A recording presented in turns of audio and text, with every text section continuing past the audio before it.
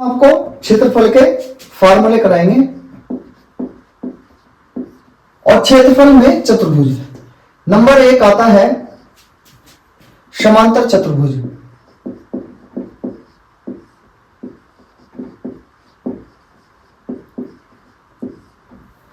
समांतर चतुर्भुज, इसका जो क्षेत्रफल होता है यह होता है आधार गुना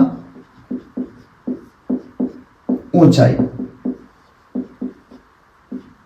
ठीक है ना। यदि हम इसको बनाएं तो ये इस तरीके से बनेगा कुछ, ये इसके विकर्ण हो जाएंगे, सॉरी ये इसका विकर्ण है।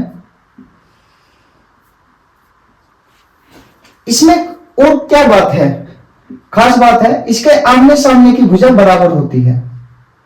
इसके आमने सामने की भुजा बराबर होती है।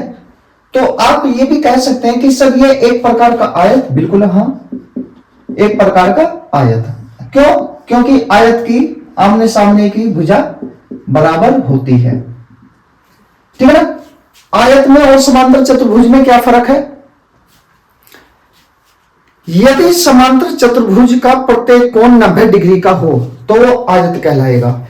जैसे यहां पे ये इसका कोण प्रत्येक क्या है, इसका प्रत्येक कोण 90 डिग्री का है। ठीक है ना। तो ये क्या हो जाएगा, ये आपका हो जाएगा आयत। ठीक है ना। यहां पर और बात क्या है, आयत और समांतर चतुर्भुज में सभी आयत एक प्रकार के समांतर चतुर्भुज होते हैं।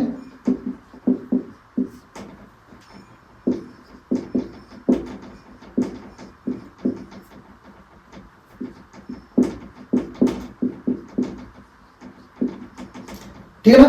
मगर सभी समांतर चतुर्भुज एक आयत नहीं हो सकता।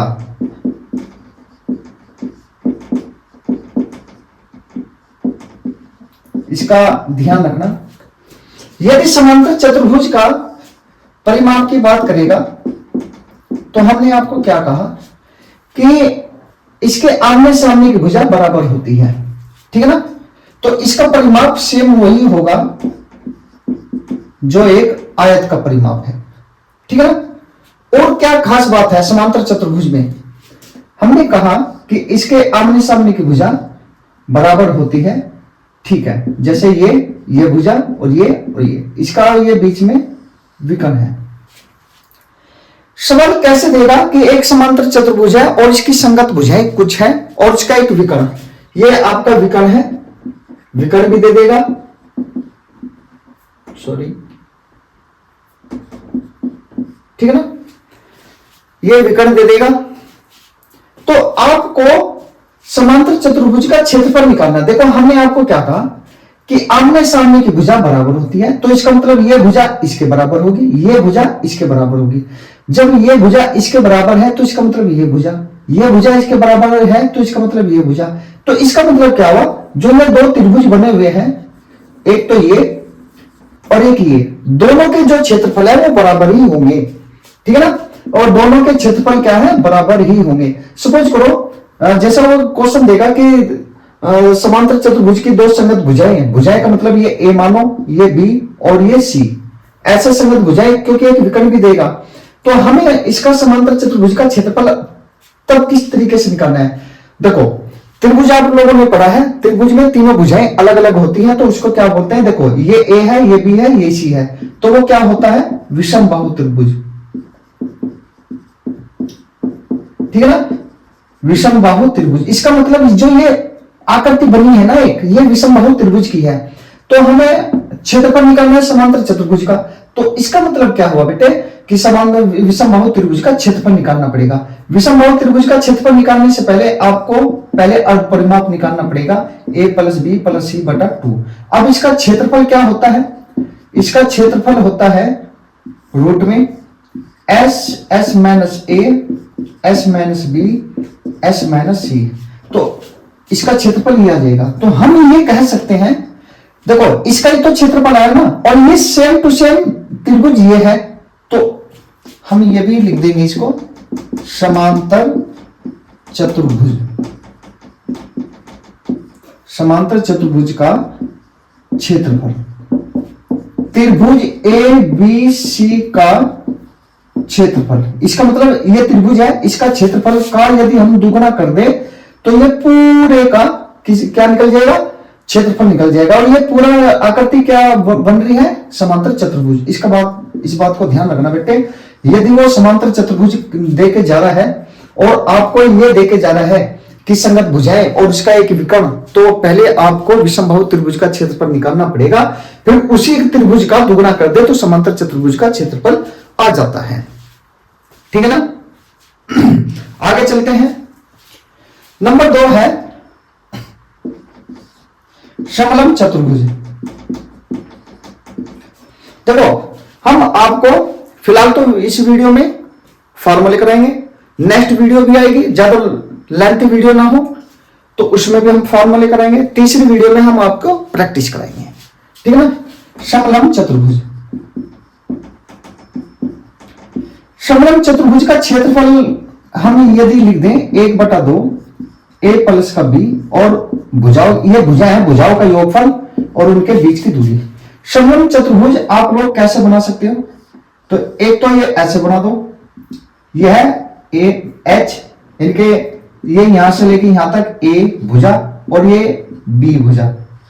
तो समलंब चतुर्भुज का क्षेत्रफल, भुजाओं का योगफल ए और बी का योगफल, उनके बीच की दूरी है एच। एक तो ये, या आप लोग आकृति ऐसे भी बना सकते हो,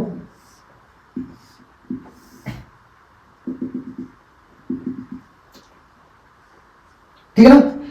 ये आपका ए है, बी मान लो, ये ए, ये एच। तो ये जो बीच में आकृति बनी ना बेटे, ये वाली जो आकृति बनी है ये बनेगी आयत की। ठीक है ना। और ये आपके क्या है, 2 त्रिभुज, ये 2 क्या है, त्रिभुज। और त्रिभुज कैसे, समकोण त्रिभुज। तो आपको इसका क्षेत्रफल कैसे निकाल सकते हैं, आयत का क्षेत्रफल निकाल दो, ये आयत है, इतने का क्षेत्रफल निकाल दो, प्लस जो ये त्रिभुज है, त्रिभुज का क्षेत्रफल निकाल दो, और ये दोनों को जोड़ दो, तो किसका क्षेत्रफल आ जाता है, समलंब चतुर्भुज का क्षेत्रफल आ जाता है। ध्यान रखना है, यदि त्रिभुज समकोण है तो उसमें एक फॉर्मूला लगता है ए 1/2 आधार गुना ऊंचाई, है ना, और आयत का जो क्षेत्रफल है लंबाई गुना चौड़ाई। इसी बात का ध्यान रखना। आयत का क्षेत्रफल निकाल के, दोनों त्रिभुजों का क्षेत्रफल निकाल के दोनों को जोड़ दो तो किसका क्षेत्रफल बन जाएगा, समलंब चतुर्भुज का क्षेत्रफल बन जाएगा। इसमें खास बात यह है और कोई नहीं है। नंबर 3 है समचतुर्भुज। समचतुर्भुज का क्षेत्रफल, समचतुर्भुज आप बना ले, ये इसके ये विकर्ण है, जहां पे ये प्रतिच्छेद करते हैं, ये 90 डिग्री पे करते हैं, ये 90 डिग्री पे करते हैं। ठीक है ना। तो इसका क्षेत्रफल का फॉर्मूला क्या होता है, एक ये d1 है, ये d2 है, 1/2 d1 d2। इसके परिमाप की बात करेंगे, इसके परिमाप की बात करेंगे 4a। ये इसकी प्रत्येक भुजा बराबर होती है, समांतर चतुर्भुज की प्रत्येक भुजा बराबर होती है। बराबर भुजा तो एक वर्ग में भी होती है बेटे, ये वर्ग है। बराबर भुजा किस में होती है, एक वर्ग में भी होती है। वर्ग में और समचतुर्भुज में फर्क क्या है, इसका प्रत्येक कोण 90 डिग्री का होता है, जैसे ये। यदि समचतुर्भुज का प्रत्येक कोण 90 डिग्री का हो तो वह एक वर्ग कहलाएगा। ठीक है ना। ध्यान रखना है, हमने क्या कहा कि यदि समचतुर्भुज का भी प्रत्येक कोण 90 डिग्री का हो तो वो एक क्या कहलाएगा, वर्ग। मगर ऐसा होता नहीं, जहां पे ये इसके विकर्ण प्रतिच्छेद करते हैं वहां पे ही 90 डिग्री का कोण बनता है। ठीक है ना। तो एक तो ये है, इसका परिमाप सेम होता है, इसका समचतुर्भुज का वर्ग का परिमाप सेम होता है। एक थोड़ी ये है कि समचतुर्भुज के विकर्ण, ये विकर्ण है, समचतुर्भुज का देखो, यदि हम ये हिस्सा काट ले, ये वाला हिस्सा काट ले, तो हम इसकी थोड़ी है कि समचतुर्भुज के विकर्णों का आधा भाग, ये पूरा d है तो d2/2, इनके d2 का आधा, d1 का आधा, ये पूरा d1 है, ये d2 है, तो थोड़ी क्या है, समांतर चतुर्भुज के विकर्णों का आधा भाग तथा एक भुजा, ये भुजा क्या बनाती है, समकोण त्रिभुज बनाती है। तो उसमें एग्जाम में क्या देता है बाजीबार, कि एक भुजा दे दिया, एक विकर्ण दे दिया, दूसरे विकर्ण की माप पूछ रहा है। जब दूसरा विकर्ण निकल जाएगा या दोनों विकर्ण निकल जाएंगे तो इसका क्षेत्रफल निकालना बहुत आसान है, ठीक है ना। तो इसके लिए फार्मूला क्या है, वो थोड़ी बेस पे चलता है। थोड़ी हमने क्या कहा कि समचतुर्भुज के विकर्णों का आधा भाग तथा एक भुजा समकोण त्रिभुज बनाती है। समकोण त्रिभुज में पाइथागोरस प्रमेय लगती है, d2/2 इसका स्क्वायर बराबर a स्क्वायर माइनस का d1/2 इसका स्क्वायर। यहां से आप लोग एक विकर्ण देगा, एक भुजा देगा, तो दूसरा विकर्ण आप लोग यहां से निकालेंगे। तो ये तो आपके चतुर्भुज के कुछ फॉर्मूले हैं, ठीक है ना। देखो आयत के फार्मूले आपको पता ही होगा, मगर दूसरी जो वीडियो बनाएंगे हम आयत के फार्मूले कराएंगे, क्योंकि उसके चारों ओर रास्ता भी बनेगा, अंदर भी रास्ता बनेगा। और देखो 5 प्रकार के कौन कौन से चतुर्भुज होते हैं, एक तो समानांतर चतुर्भुज होता है, एक समलंब चतुर्भुज होता है, एक समचतुर्भुज होता है, एक वर्ग होता है और एक आयत होता है। तो ये 5 प्रकार के चतुर्भुज होते हैं। नेक्स्ट वीडियो में हम जो क्षेत्रफल के जो फार्मूले बचे हैं, जैसे वर्त है और त्रिभुज बचे हैं सारे, और उनके फार्मूले हम नेक्स्ट वीडियो में कराएंगे। तो इनको थोड़ा सा ध्यान रखना, दूसरी वीडियो में हम सारे फार्मूले करा देंगे और तीसरी वीडियो में हम आपको प्रैक्टिस कराएंगे। तो